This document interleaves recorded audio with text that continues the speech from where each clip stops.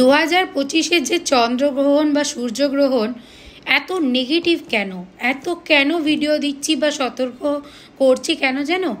গ্রহণ মানেই তো নেগেটিভ, কিন্তু সেটা যখনই গ্রহণ হোক তখনই নেগেটিভ, এটাই স্বাভাবিক। গ্রহণ জিনিসটা তো আমাদেরকে কখনো পজিটিভ রেজাল্ট দেয় না, নেগেটিভ প্রভাবটাই দেয়।